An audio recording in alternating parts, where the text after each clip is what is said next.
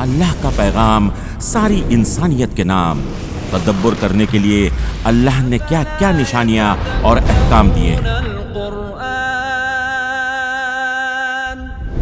اللہ نے انسان کو سڑی مٹی سے پیدا کیا ہے جو ٹھیکرے کی طرح تھی، اور اس نے جن کو آگ کے ایک شعلے سے پیدا کیا ہے۔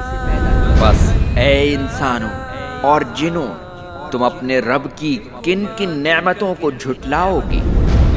اے پیغمبر، آپ پڑھیے اپنے رب کے نام سے جس نے ہر چیز کو پیدا کیا ہے۔ اے میرے نبی، آپ کہہ دیجئے کہ وہ اللہ ایک ہے۔ ترجمہ قرآن۔